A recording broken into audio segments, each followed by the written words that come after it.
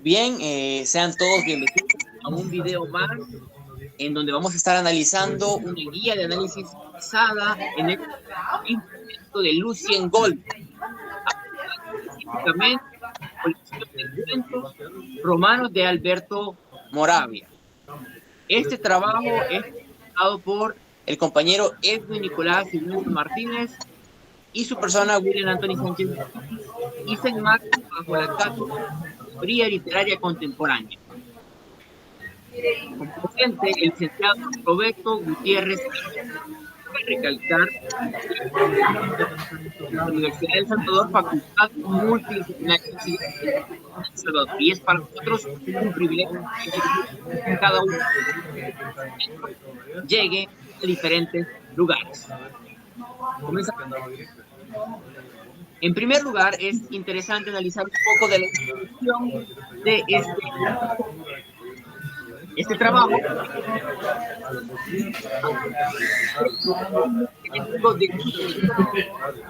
aplicado a la colección de Alberto Moravia.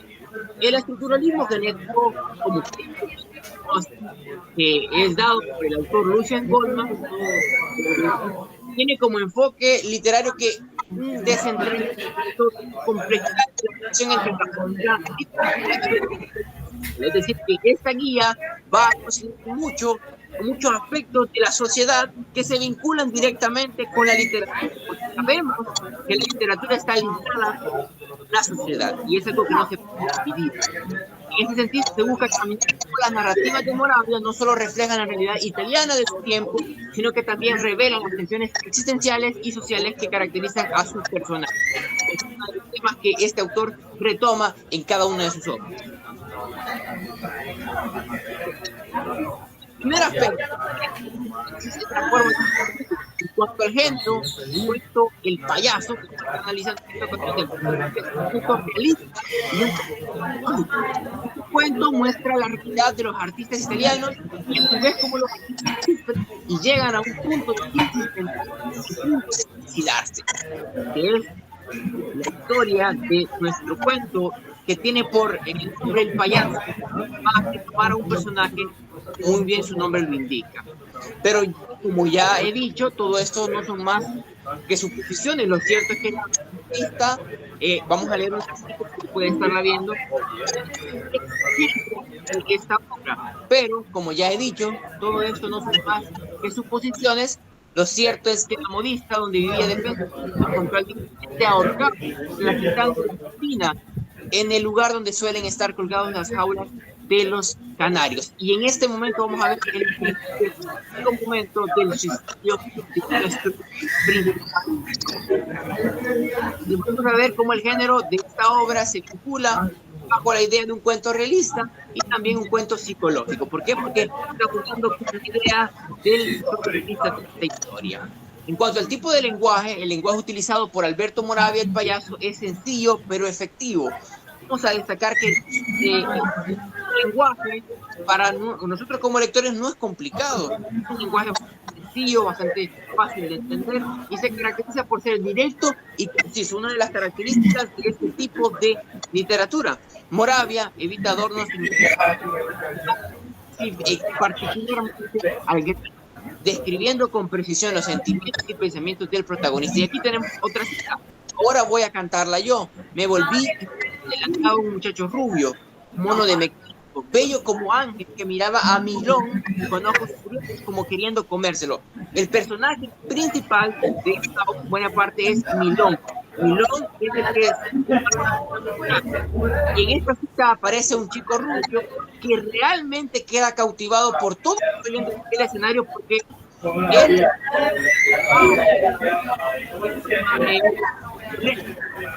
el payaso, que era un bufón, sino que en la escena canta y hace una interpretación exacta de la canción. Por ello nuestro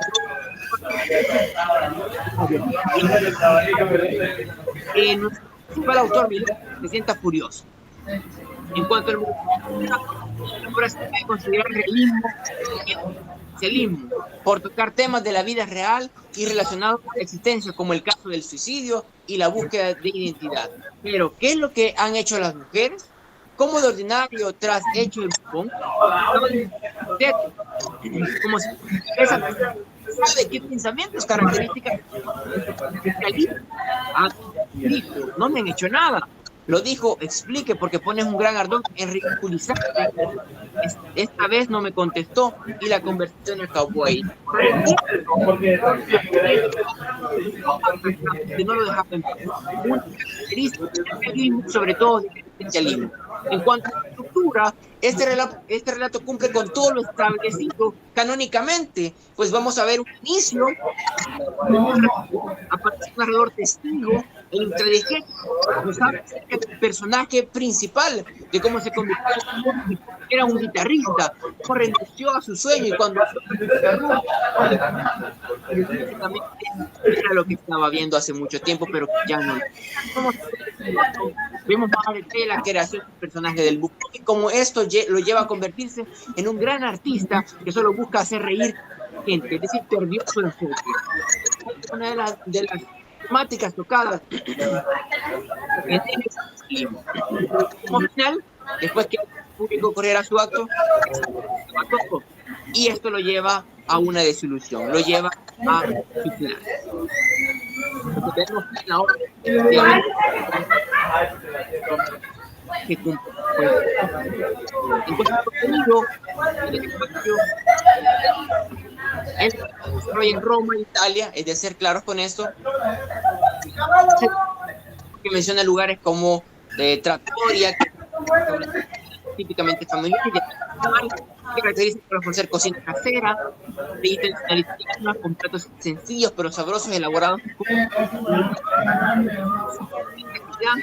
habría dejado, y vamos a leer una cita que refleja el tema del espacio. Lo habría dejado si no hubiera sido por el interés, porque aunque esto pueda ser posible, que muchos a la sociedad actual, porque él lo que hacía el bufón era ridiculizar la música en buena parte o ridiculizar diferentes actos, y vemos ahora en la actualidad como muchos creadores de contenido ahora lo que hacen es ridiculizar, y esto pues trae más de la que un artista promedio podría tener. Ubicación del tiempo. Dar el momento exacto en que se desarrolla el cuento El payaso del verso es un poco complicado, ya que Moravia nos proporciona fechas específicas. No proporciona las fechas específicas, sin embargo, algunas inferencias basadas en el contexto histórico y social en el que se escribió la obra y en las características de la sociedad que se describe. Continuamos. Y vamos a ver qué elementos nos sirven para darnos estas pistas. Moravia es un escritor muy ligado a la realidad social de su crear las preocupaciones y las situaciones de la sociedad, de la comunidad allá se desarrolla en un periodo posterior a la guerra mundial, implementando grandes cambios sociales y económicos. Entonces podemos identificar el tiempo en esta obra que se desarrolla en la primera mitad del siglo XX y particularmente el desarrollo posterior a la primera. En cuanto al asunto, de forma debemos destacar que el asunto principal del payaso de Alberto Correa es la soledad y la alienación del individuo. A través de la figura del payaso, Moravia explora la sensación especial, la dificultad para encontrar un sentido a la vida y la imposibilidad del asunto. Hay que hacer una diégesis de esta obra, y es que en un primer momento se presenta a Molaine, que es el autor el principal, digamos, el protagonista principal de esta historia. Vamos a ver cómo él se vuelve un bufón, que en un primer momento era un gran guitarrista, una persona que hacía lucidar a los demás, pero que en un momento pierde su enfoque, y su amigo, que también era un gran guitarrista, que no le gustaban mucho los reflectores, pues lo acompaña en este trayecto de su vida. Pero vamos a ver cómo hay, para hacerlo breve, cómo hay momentos en la historia de este protagonista que cambian totalmente su sentido de vida.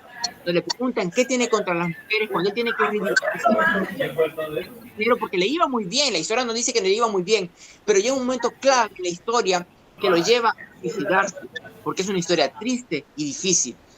Y es cuando llega aquel chico rubio que hace una interpretación exacta de la canción y que deja a la mayoría del público anonadado. Él, Molaine, al ver esta escena, quizás su mente pasa a los mensajes del autor, fue antes y que él ya no era ahora. Desde ese momento algo cambió. Le promete un día siguiente a Molaine, más ese día ya no llega. Lo encuentran en su cuarto, suicidado. Y vamos a ver cómo a través de esta obra refleja ese vacío existencial, ese sentido de vida que Molaine no tenía y que buscaba constantemente. Es una de las temáticas de esta obra. En cuanto a las ideas fundamentales, el papel del artista, en sí se ve un debate entre si el artista debe buscar la excelencia o solo entretener. Pues esta obra hace una crítica durísima de las ideas del artista. La búsqueda de sentido, el protagonista busca desesperadamente un significado, un sentido de vida a su existencia, pero se siente atrapado en una rutina vacía y sin sentido. La soledad y el aislamiento. A pesar de estar rodeado de gente, el payaso se siente profundamente solo e incomprendido. La crítica de la sociedad de consumo, Moravia critica la superficialidad y la falta de valores de la sociedad. Y también podríamos decir una cultura de masas que se ve también en buena parte en la obra. Continuamos. Estamos en la 8, ¿verdad? Perdón, ahí está. En la 9. Sí, perdón, dale, en la 9. Ah, dale, ajá. En cuanto a los personajes, el guitarrista es uno de los personajes principales de esta obra. Este personaje hace función de narrador y testigo intradigético y nos narra la historia del bufón hasta morir. Es su amigo y lo va a acompañar en todo su trayecto. El payaso del bufón, que es el personaje principal y el único que se hace profunda, es un hombre que se gana la vida entreteniendo a los demás, pero detrás de su máscara se esconde una profunda soledad. Buscaba reír a todos, pero muy dentro su alma nunca encontró la felicidad. A través de él, Moravia explora temas como la alienación, la búsqueda del sentido y la dificultad para establecer conexiones auténticas con los demás. Y los clientes que son pues fundamentales son personajes secundarios que apenas tienen desarrollo presentando las expectativas que se imponen sobre el individuo. ¿Por qué? De Moravia fue creo que es la última diapo, ¿verdad? Eso sería. Del autor, según Fernández y Tamaro, 2024, Alberto Pincherle nació en 1907 y falleció en 1990. El protagonista el protagonista de este libro, un narrador italiano de gran difusión internacional, ocupa un destacado lugar entre representantes de su país en la literatura del siglo XX, una enfermedad que luego relató en Agostín lo llevó a permanecer recluido. La ese reposo forzado leyó intensamente y se escribió una primera novela, Los Indiferentes, en el año 29.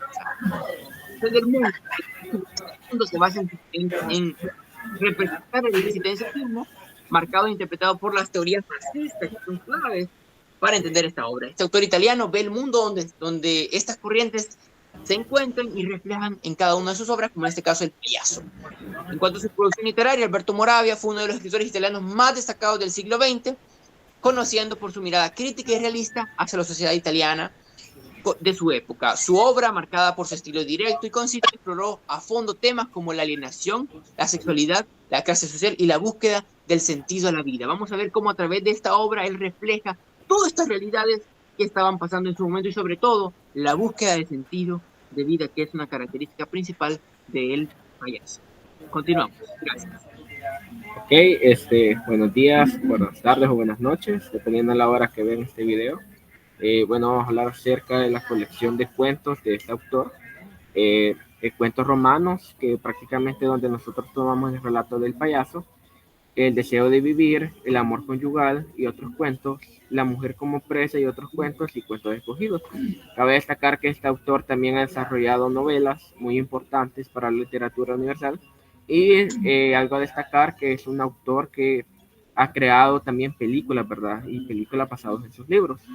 Entre los géneros cultivados, según Ordóñez 2019, plantea que Alberto Moravia fue un maestro del realismo social, pero su obra trascendió los límites de un solo género. A lo largo de su carrera exploró diversos temas y estilos literarios, creando una obra rica y compleja. Los géneros más destacados que cultivó Moravia son el realismo social y, como se ha destacado, este autor es un autor realista o neorrealismo italiano, como muchos lo determinan, donde muestra en sí que en sí muestra cómo los personajes funcionan en la sociedad, la alienación, y prácticamente nos va mostrando esa realidad, ¿verdad? Esa realidad que muchas veces queda oculta y que solo puede ser expresada a través de la literatura. Aquí Moravia retrató de manera cruda y realista la sociedad italiana de su época, especialmente las clases trabajadoras y marginadas. Sus novelas como La Romana y Los Indiferentes son ejemplos emblemáticos de este estilo. Desarrolló la novela psicológica. Moravia se interesaba profundamente en la psicología de sus personajes, como podemos ver en el aspecto del payaso, ¿verdad? Que tiene aspectos psicológicos. En novelas como El Conformista y La Noia, ¿verdad? También tenemos el existencialismo. Algunas de sus obras, como La Noia, reflejan las preocupaciones existenciales de su época, explorando temas de la búsqueda de sentido, la soledad y la alienación. Cabe destacar que, bueno, aquí en nuestra obra también tenemos existencialismo, ya que el personaje principal, que es el bufón, se suicida, ¿verdad? Prácticamente a tener una crisis. Cuentos, cultivó el género de cuentos, como ya se ha planteado anteriormente. Y bueno, aquí vamos a plantear ya las influencias literarias que tiene ese autor. Según Arias Solís 2010, plantea la influencia de Moravia, ¿verdad? Esto es importante destacarlo, el realismo francés. Escritores como Émile Zola y Gaud de Maupassant ejercieron una gran influencia en Moravia, especialmente en lo que respecta a su enfoque realista y su interés por retratar la vida cotidiana de las clases sociales más bajas. Esto es interesante, ya que a pesar que es italiano, creo que en esa época había un auge, ¿verdad?, de la literatura francesa, de todas las vanguardias y todos los movimientos literarios que existían.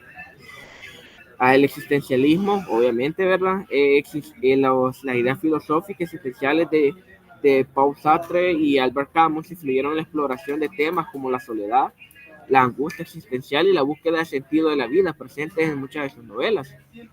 Aquí nuestra obra igual, ¿verdad? Está cargado bastante de realismo y de existencialismo. Tenemos el modernismo. Moravia se sintió atraído por las técnicas narrativas innovadoras de escritores modernistas como James Joyce y Max Proust.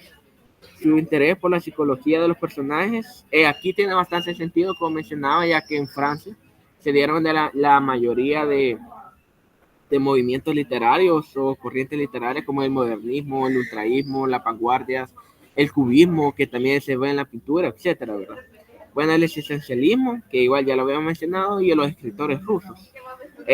Dostoyevsky y Tolstoy, imagino que se influyó bastante, ¿verdad?, con la obra de la vida de Iván Ilich, o la muerte, perdón, de Iván Ilich, con su profunda comprensión de la psicología humana y su capacidad para crear personajes complejos, ¿verdad?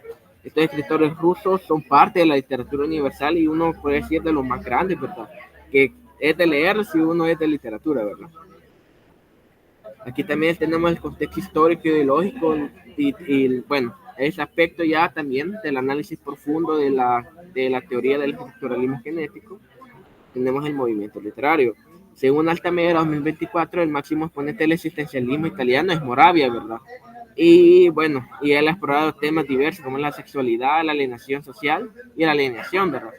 No obstante, se pueden destacar que puede traer otros movimientos, ¿verdad?, como se ha mencionado, como puede ser el realismo social. Tenemos las tendencias estéticas, influencia aquí el neorrealismo italiano, se vio influenciado por un movimiento neorrealista que buscaba retratar la realidad de manera objetiva y sin sentimientos, como se muestra en la obra, ¿verdad? Aquí igual, ¿verdad? Un tiempo después, con aquella manía de perfección. Bueno, aquí tenemos un ejemplo textual, aquí no lo voy a leer por tiempo, de la página 66, donde se muestra esta tendencia estética, ¿verdad?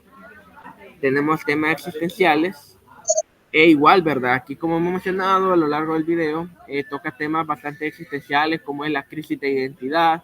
Tenemos prácticamente también en la obra, tenemos esa parte también una crisis de vida, podemos decirlo así, una crisis artística también, como se puede reflejar en otros autores, como es Franz Kafka con El artista del hambre, ¿verdad? También lo podemos ver en esta parte del payaso, ¿verdad?, donde se crea una parte existencial, donde qué es el arte, ¿verdad? de que si tiene que ser siempre sátira o si en cierto modo tiene que seguir la linealidad de lo que son sus obras, su obra artística. Y bueno, aquí lastimosamente podemos ver una parte más triste. Bueno, aquí bueno, se ha dicho que Milone, o sea, el autor principal, se había crecido, creyéndose quizás que era un gran artista, cuando en realidad no era sino un pobre hombre que hacía de bufón para divertir a la gente mientras comía. Aquí pueden leerlo, igual pueden buscarlo en la obra, ¿verdad? Bueno, aquí entramos a otro aspecto importante acerca de la teoría del estructuralismo genético de Lucien Goldman, que es el contexto cultural e ideológico. Tenemos el sistema educativo, aunque la obra no se expresa como tal como funcionaba el sistema educativo, para la fecha en la que se está contextualizando el relato, por decirle por la década de 1950, Italia estaba en un periodo de reconstrucción y transformación tras la Segunda Guerra Mundial. El sistema educativo, con muchas otras instituciones, experimentó cambios significativos durante este tiempo. Bueno, básicamente se enfocó la educación en las humanidades, ¿verdad? Y la creciente demanda de la educación, ya que por la Primera y Segunda Guerra Mundial los italianos obviamente no todos podían estudiar y los mandaban a la guerra, ¿verdad? Sin embargo, también existían desigualdades regionales y sociales que limitaban, todavía aún para la época había limitantes, ¿verdad? Para que las personas pudieran estudiar. Pero se puede decir que había una calidad humana, ¿verdad? Una calidad humanística en la educación italiana de la época. Igual, el papel de la iglesia no se menciona, pero obviamente es Italia, ¿verdad? Entonces la iglesia suele presentarse, o en la época se presentaba como institución poderosa que ejerce una gran influencia en la vida de las personas, especialmente en la sociedad tradicional y católica como la italiana. Recordemos que el Vaticano o el país del Vaticano se encuentra prácticamente dentro de Italia, ¿verdad? Entonces vamos a tener esa influencia importante de la iglesia. Entre patrones culturales podemos ver la comida típica, como aquí dice, una pasta asciuta, que es característico, ¿verdad? En El Salvador no decimos eso, sino que decimos fideos o espagueti, ¿verdad? Y aquí tenemos algo característico de la comida romana, perdón. Bueno, aquí tenemos el ejemplo. Tenemos aspectos solo característicos de Roma, ¿verdad? De lugares, como es el Casi Trattore, no italiano, ¿verdad? Pero que así dice, tenemos restaurantes y calles principales que son características de Roma. Y aquí tenemos ya los principales hechos históricos, aunque la obra no se especifica en qué momento es. La obra se desarrolla aproximadamente por 1950, ¿verdad? Después de la Primera y Segunda Guerra Mundial. Misiani plantea que los años 50 fueron un periodo de profunda transformación y renacimiento tras los horrores de la Segunda y Primera Guerra Mundial. Recordemos acá que aquí había un régimen fascista. No sé si YouTube, ¿verdad? Suspende si decimos el nombre de quién estaba, pero igual, ¿verdad? Ya sabemos que ellos tenían un dictador y tuvieron que pasar un proceso bastante complicado, ¿verdad? Para poder recuperarse. Entonces aquí, básicamente en esa época estaba en auge el Plan Marshall, que Italia se beneficia de este plan, un programa de ayuda de Estados Unidos que proporciona fondos para reconstruir la infraestructura y la industria. En la industrialización, el país experimentó ese periodo de industrialización, ¿verdad? Bastante grande, que ha permitido que hoy sea una de las potencias mundiales, hasta hoy en día Italia. Y bueno, yo creo que en esta época también se dieron bastantes migraciones hacia Estados Unidos italianos, ¿verdad? Por eso podemos ver, y hay otros países como El Salvador también, ¿verdad? El auge económico, gracias a ese milagro económico, como es considerado, Italia ahora, como mencionaba, una potencia mundial, ¿verdad? Hubieron bastantes cambios sociales, hubieron bastante urbanización, millones de italianos migraron al campo de las ciudades en busca de oportunidades, ¿verdad? Ya que, como mencionaba, era un momento de crisis que pasaba Italia después de la Segunda Guerra Mundial. Aquí tenemos la emancipación femenina, que aunque lentamente las mujeres comenzaron a desempeñar un papel más activo, ¿verdad? En Italia, en la sociedad, ingresado al mercado laboral y desafiando los roles tradicionales, ¿verdad? Que la mujer se quede en la casa, entonces se cambian estos roles y ahora la mujer tiene la oportunidad de trabajar, ¿verdad?